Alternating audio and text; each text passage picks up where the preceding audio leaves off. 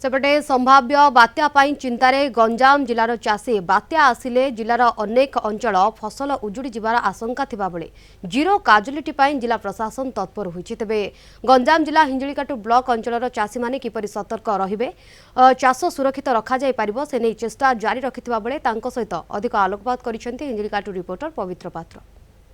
वर्तमान संभाव्य बात्या मंथा को नहीं समस्त चाषीकूल ए चिंतित रही। एबे आमे हिंजिलिकाटु ब्लॉक रो सिकिरी निकट में रहीचु जोठारे कि हेक्टर हेक्टर अंचल रे धान पान या सब विभिन्न पनीपरिया चाष होता है। मंथार प्रभाव रे चाषीकूल किभली भाव क्षति न पहुँचबो सेतिबे चाषी एबे पूर्व प्रस्तुति आरंभ करिछि। आम सहित सीधा सड़क चाषी माने मध्य रहिचंती किभली भाव सेमानकर वर्ष तमाम चाष होता है कौन रही प्रस्तुति पचारि बुझा। आज्ञा कौन कहबे आपण कौन चाष करती केते कौन आमर पान कटिकी आउ कोबी चाष करा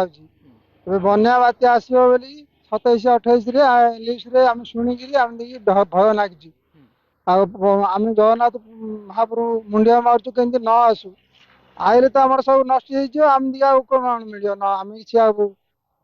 पवन आरे कर बंचु खाली ना आम तो कोबी कर कटी कर धान कर पान भी कर बन्या बात्या आस डरु भगवान प्रार्थना कर बन्या बात्या न आसू। केते हेक्टर चाष कर सब आज्ञा 4-5 एकर भूमि बिल धान से कटिकी पान सब 4-5 एकर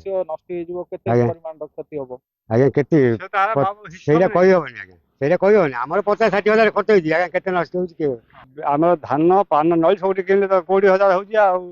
आ ताको धरि सब नष्ट हबो समाते हाकार होई राति के भला खाई नहीं दिए कौन कौन खबर करछु आसी सकाळ एबे सकाळ पान तोड़लु आ जो पवन हवा सब डंक सब तळु खसौछु